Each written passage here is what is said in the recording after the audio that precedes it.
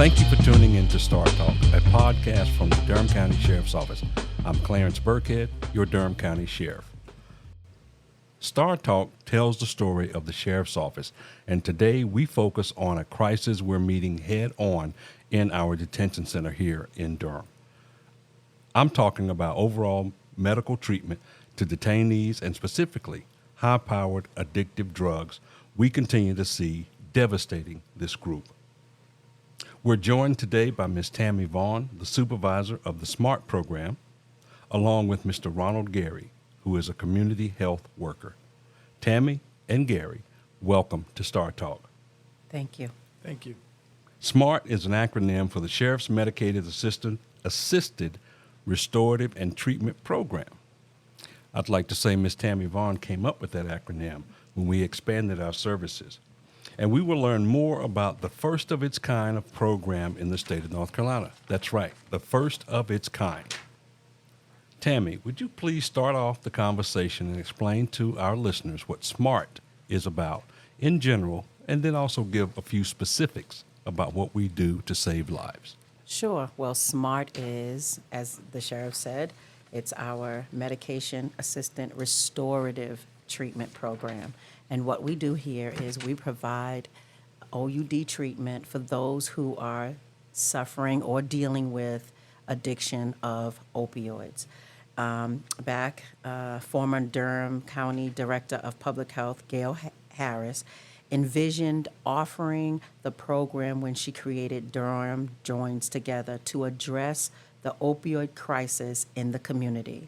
So in September of 2019, via a public-private partnership, we launched Phase 2. And in Phase 2, what that meant was any persons coming into the jail with a prescription for MAT, we continued their treatment. And after some time, in November of 2021, we started Phase 2, where we began to induct individuals who identified with having an opioid use disorder. We inducted them with the medication along with counseling. So our program is not just handing off medication. We also provide an wraparound of clinical treatment. In Phase 2, Let me stop you right there, Tammy. That's great information. I want to make sure that everyone clearly understands what we're doing at the Durham County Detention Center with our SMART program. You mentioned MOUD. Tell our listeners what MOUD stands for. I'm sorry. I have all these acronyms in my head, so thank you for that, Sheriff. It's medication opioid use disorder. Very good. That's what that stands for. Very good. And unfortunately, we are seeing an increased number of individuals coming into our facility battling either a MOUD, an addiction, or mental health. Yes. And so we treat both in our facility and try to develop those wraparound services that you mentioned a moment ago. We'll talk more about that as we move forward, but we really try to treat the entire person as long as they're in our facility, correct? Absolutely. You treat the whole person. And we do that with medication that is tried and proven all across the country. Again, we are the first in the state of North Carolina to do such. Other sheriff's offices and detention facilities have since followed, so I'm happy about that. But it's unfortunate that these individuals end up in jail in our custody. But if that is the case, as it is, we are happy to provide these services, and I know we're going to talk about numbers a bit later, but right now, if these individuals were not incarcerated, chances are they would continue to suffer or die from battling their addictions. Is that a fair assessment? Absolutely. Absolutely. Yeah. So it's almost like an advantage for them to be in our custody and get the treatment they need, because not only do we provide treatment for them while they're in the jail, we also connect them with the community provider so that they continue their treatment, because that's the big issue. What are they doing when they leave? Yeah, and that's those wraparound services that you mentioned a moment ago. And so this is great history, and I'm really glad that we're having this conversation. As of today, there are approximately 50 agencies participating in this program. Before we dive more into the SMART program, tell us about your background and how long you've worked with us. Oh, absolutely. So my background is I'm a licensed clinical social worker. I have been in the field since 2013. I have done quite a few community-based work. And so when I saw an opportunity for me to get on the front line in a detention center, I grabbed it. Personal side, my mother was a heroin addict, and she benefited from being on medication assistance. She was her medication was methadone, and it saved her life. So I've always had a passion, and being able to have this opportunity, I know my mother is proud. And so I came on board, and right during the pandemic, 2020, to a brand new program that we built from the ground up. Very good. And having that personal history certainly comes through in your day-to-day interactions with those individuals, because you have lived experience with this addiction and what it can do to an individual, but also what it can do to a family. So I'm going to transition to Mr. Gary and have you introduce yourself first and foremost, but then also tell our listeners what you do in your role as a peer support here at the Durham County Detention Facility. Thank you, Sheriff. My name is Ronald Gary, and I am a community health worker peer support specialist. My journey started in recovery in 2006. I decided to get myself together and get clean, so I enrolled myself voluntarily in a program called TROSA, based in Durham, in 2006. I completed the program successfully and graduated in 2008 of July. Then I decided to become a peer support. I had a passion to share my experience with others, and in hope that it would share hope and strength with others that suffer with the same disease that I did. As I continued my journey as working in the community-based and making some decisions on something different, becoming a peer support allowed me to make tangible differences in everyone's life I came in contact with. Plus, it rewarded me to see a positive impact in the support that is given to them. I first was connected with Tammy Vaughn as a referral for the position that was available. I applied for the position. I thought this would be a great opportunity for me to get back into the MAT arena, to continue to share strength and hope with others. And one of the other reasons Yeah, go ahead. I decided to apply for the position, because the population that I was working with was coming in and out of the facilities, and I wanted to help cut back on the recidivism of the program. Very good. Thank you, Mr. Gary, for sharing your history, and we're going to talk about what you do directly with individuals who are in the program in just a moment.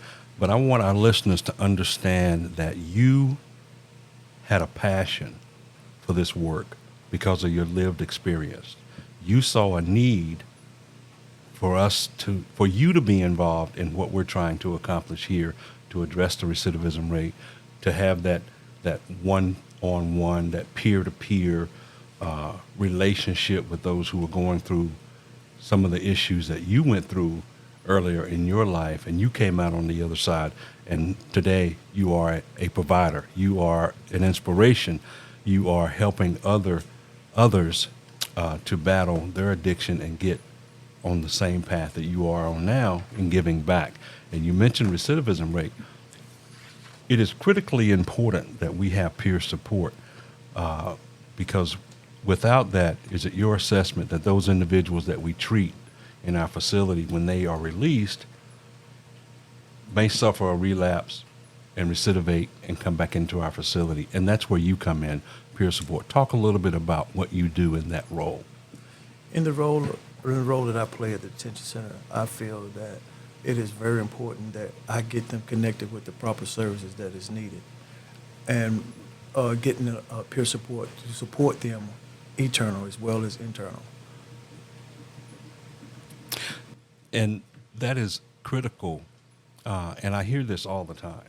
The wraparound services that Ms. Vaughn mentioned a moment ago, peer support, in-house and external, and how vital it is to develop both, so we can assist those individuals who are battling their MOUD and their mental health. So I tell you, I'm excited about the program. Again, you all know that I'm very excited that we were the first, but I'm really excited about how effective this work has been and how many lives we have saved. And we can't count the number of lives that we have saved since 2020 or 2021 when we started the program.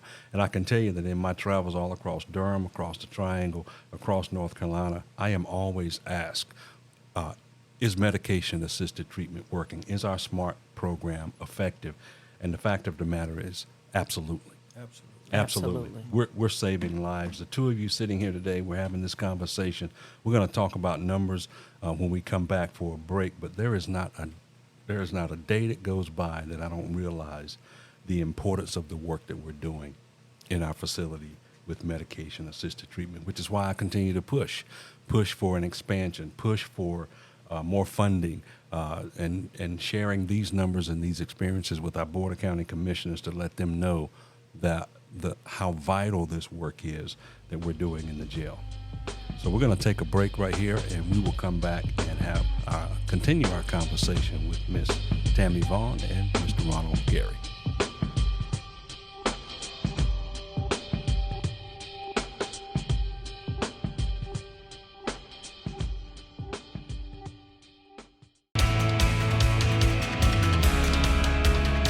I came to the Durham County Sheriff's Office in search of employment, and I wound up finding a career and a calling. There's so many different divisions in the sheriff's office. Welcome to the Durham County Detention Facility. There's always something new and something different in this type of field here. You never know what to expect each day. Come on and experience it for yourself before you make your final judgment. This could be your career.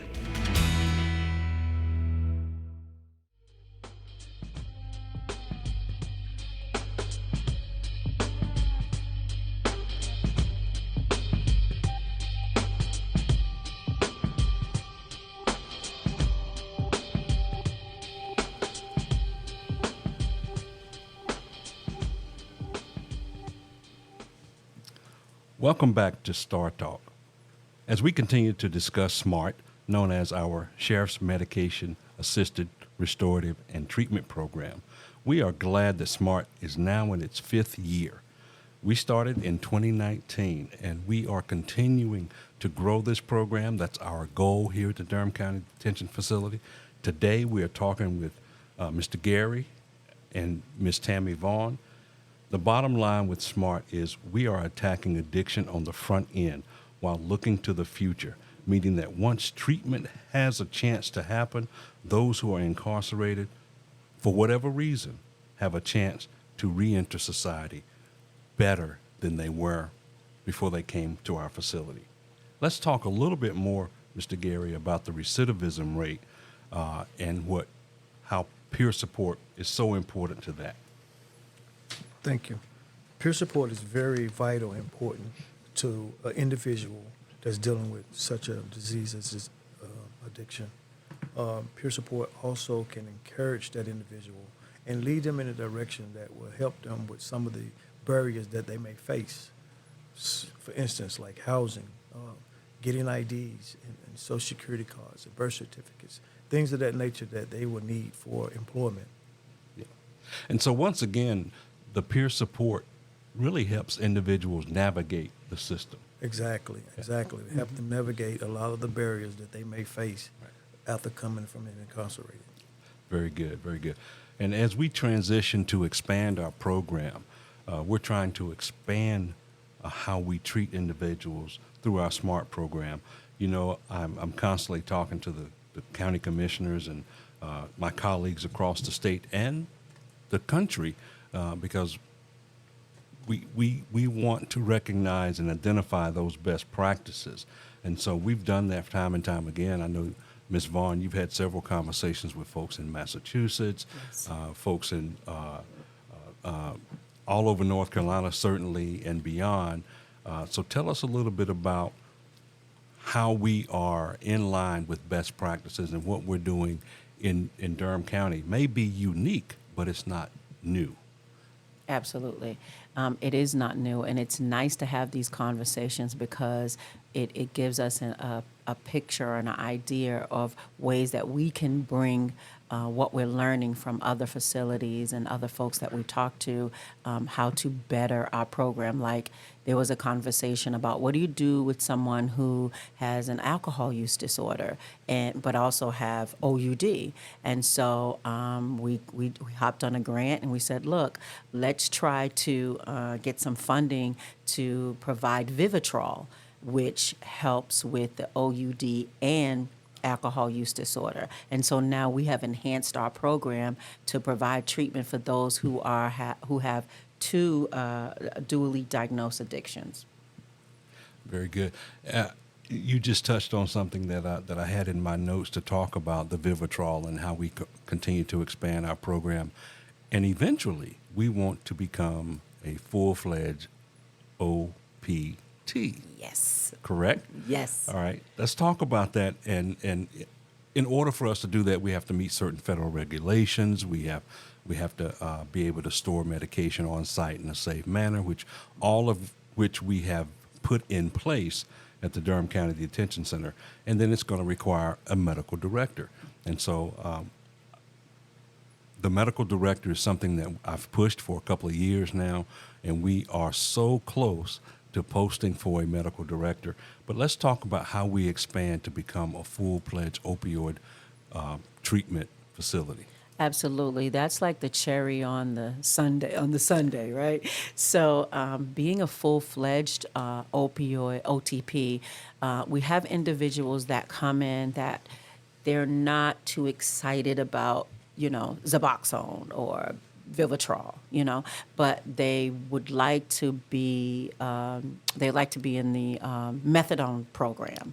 And so unfortunately we don't provide that. We continue it. And so it'll be awesome to have that program here so that when someone leaves, they're automatically inducted into the program, and then all we have to do is transfer them into, because some folks have like I explained earlier, my mother was a part of the methadone program, and the reason why is because she was a long-term heroin addict, and so those other treatments weren't going to be appropriate for her.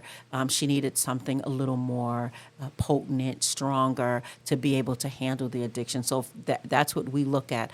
Someone who has been using heroin or fentanyl for 20 years, they need something that's going to stabilize them in a better manner. Mm-hmm. Yeah, no, critically important for us to continue to move in this direction. I mentioned the fact that we are going to hire a medical director to help us expand these services. Can you give us just a few numbers that of individuals we've treated so far in these past 5 years?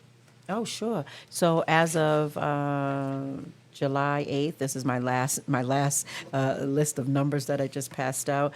Phase 1, so far we've helped 240 folks on Suboxone, and 142 people we have helped with continuing of methadone. That is amazing.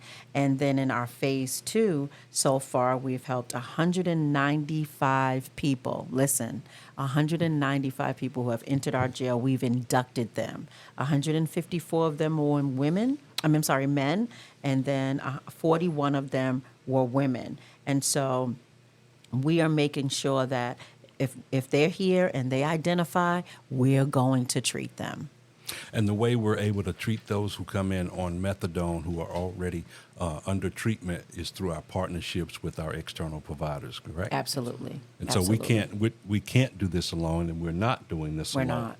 And so, as was mentioned earlier, we help folks get their driver's license, get their ID card, get bus passes, get housing through the peer support work that Mr. Gary is doing. But we also help individuals remain on their current regimen of treatment by developing these partnerships with various clinics around the triangle. Correct?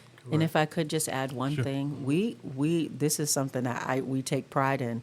We have individuals that will come back to the jail because they want us to see how they're doing, and their parents call us and they say, "Thank you so much, you've saved my child's life." So it's not only a part of what's happening here in the jail, but we're also touching the community at large, because if a young man leaves here or a young woman leaves here, they're continuing their medication, that means that makes them a more productive citizen. Absolutely.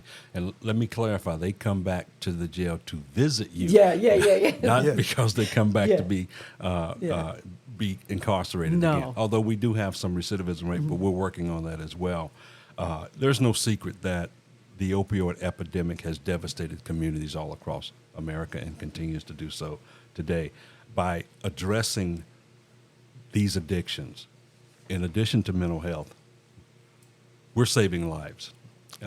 We want to do everything humanly possible to make these resources available to our detainees who need our assistance.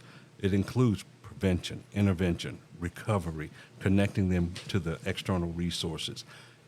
And again, it's unfortunate that we have to do this in our detention facility because in some way it appears that we've criminalized addiction and we've criminalized folks who suffer from a cognitive disorder. But if not us, who? I think it is our responsibility to do that. And both you, Tammy, and you, Gary, have stepped up to the plate to give vital, life-saving services to these individuals and help shape our SMART program here at the Durham County Sheriff's Office in the Durham County Detention Center.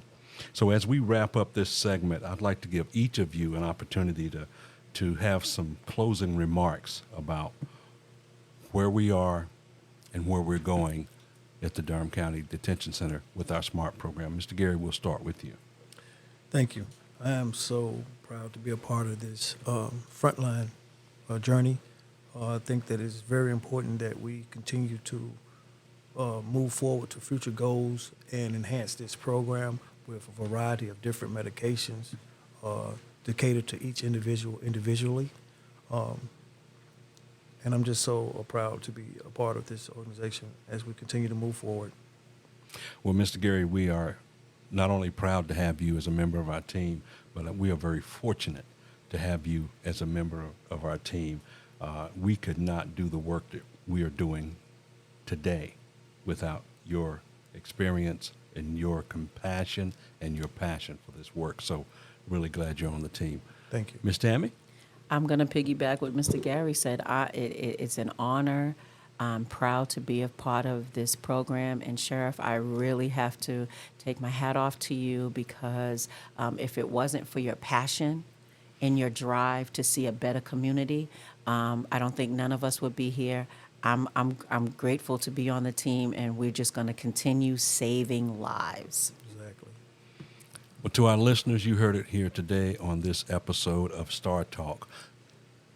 The work that we're doing in the Durham County Detention Facility is saving lives.